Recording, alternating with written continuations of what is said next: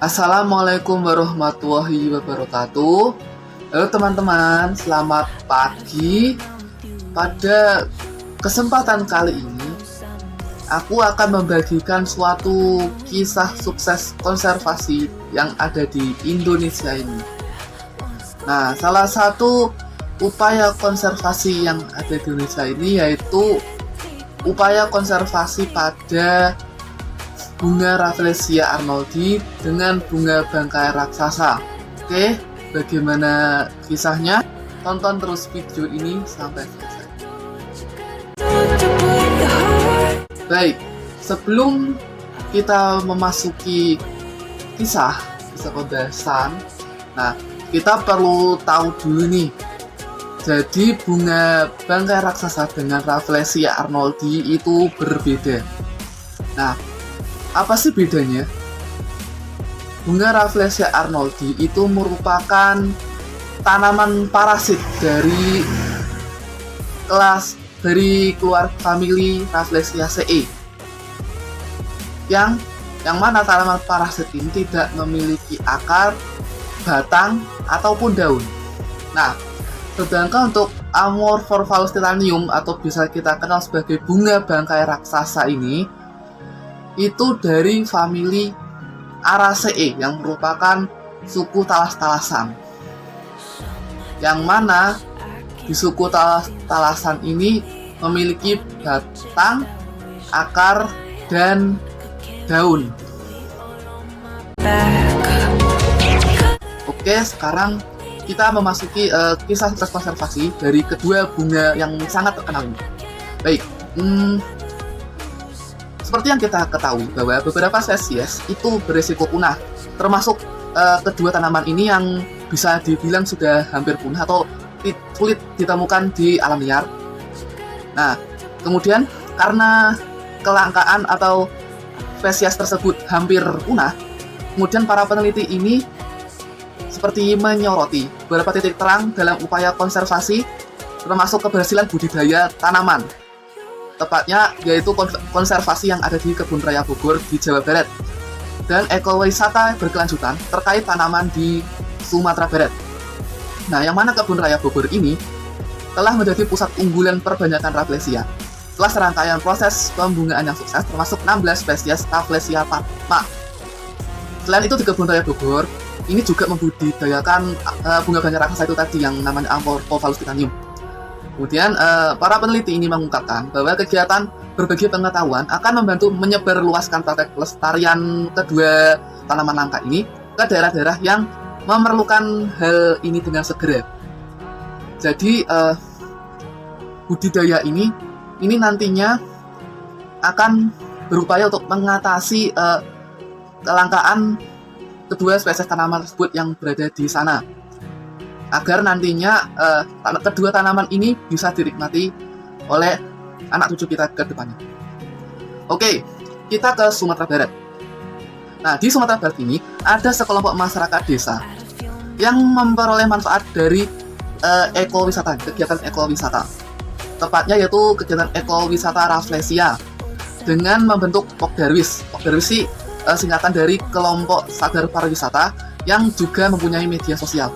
Baik, banyak dari mereka yang mengumumkan peristiwa mekarnya bunga tersebut di platform media sosial untuk membangun kesadaran masyarakat dan untuk menarik wisatawan. Nah, dari media sosial tersebut, maka otomatis masyarakat akan tertarik, wah, bunga bangkai itu atau Rafflesia itu bagaimana sih bentuknya? Karena rasa penasaran itu kemudian orang-orang yang melihat postingan tersebut di media sosial akan mengunjungi tempat tersebut. Nah, ini adalah salah satu manfaat dari konservasi ini. Nah, lalu apakah dengan kegiatan seperti ini apakah memiliki kelemahan? Nah, justru itu, karena kita mengenalkan ke masyarakat luas atau khalayak ramai, pastinya dalam masyarakat tersebut ada yang ada di sisi positif dan ada yang di sisi negatif, ya. Nah, untuk mengantisipasi hal tersebut, maka masyarakat itu akan membagikan edukasi melalui platform yang sama, media sosial itu, untuk semacam memberitahukan agar untuk tidak merusak tanaman tersebut selama mereka berwisata ke daerah mereka itu.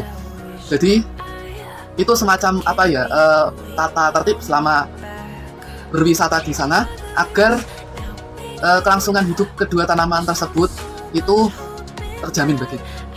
Oke.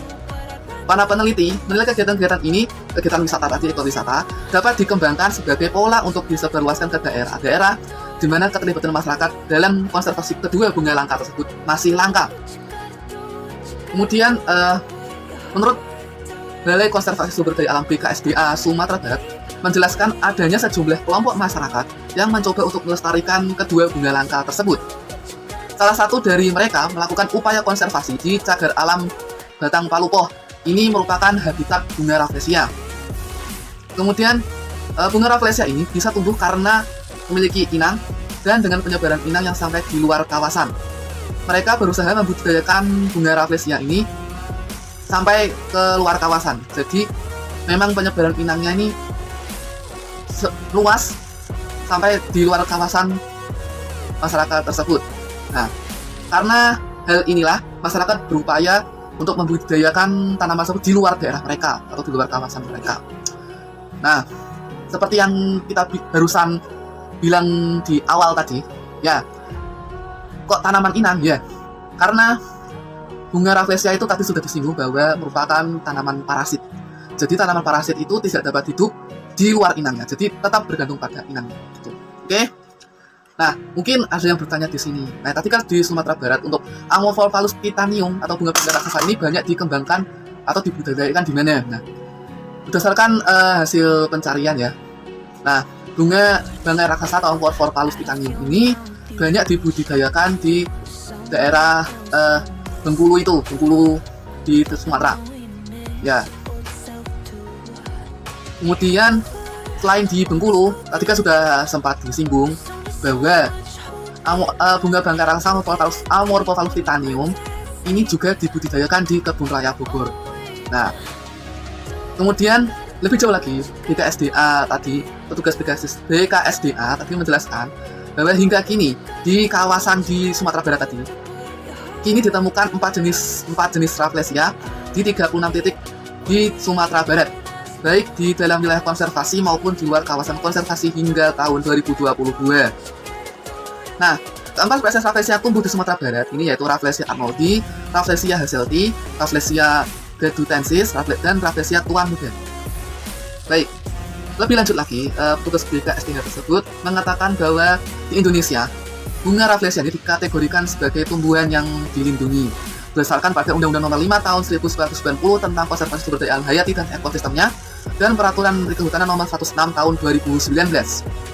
Nah, ada penemuan terbaru pada tahun 2017 jenis Rafflesia yang baru ditemukan di cagar alam Maninjau, ini masih di Sumatera Barat ya. Nah, yaitu jenis Rafflesia tuan muda. Nah, itu baru pertama kali ditemukan di Sumatera. Kemudian, petugas BKSDA tersebut menambahkan bahwa Rafflesia ini memiliki kerentanan, sehingga BKSDA Provinsi Sumatera Barat melakukan sejumlah upaya konservasi, yakni dengan menjaga habitat dari bunga tersebut. Kita bisa melihat dari ekologi Rafflesianya saja, tapi juga kami lihat tanaman inangnya. Tentunya kehidupan bunga Rafflesia ini tergantung dengan tanaman inangnya. Nah, selain itu, BKSDA Sumatera Barat juga mengimbau kepada masyarakat tentang pelestarian Rafflesia ini, melakukan kampanye untuk pelestarian dan mendukung masyarakat yang sudah mempunyai upaya swadaya untuk melestarikan Rafflesia. Sementara itu, ahli kehutanan dari Filipina yaitu bernama Adrian Tobias mengatakan bahwa masyarakat adat adalah salah satu penjaga terbaik hutan dan program konservasi Rafflesia akan lebih berhasil jika melibatkan masyarakat lokal. Nah, Rafflesia ini berpotensi menjadi ikon baru di konservasi di kawasan tropis Asia, kata Adrian tersebut. Nah, tahun lalu, negara-negara berjanji untuk melindungi 30% daratan dan lautan dunia pada tahun 2030 dalam sebuah kesepakatan penting untuk memperlambat hilangnya spesies dan ekosistem. Penelitian berulang kali telah memperingatkan bahwa ancaman ganda yaitu perubahan iklim dan kerusakan lingkungan yang disebabkan oleh manusia telah secara signifikan mengurangi keanekaragaman hayati di seluruh dunia. Nah, jadi begitu.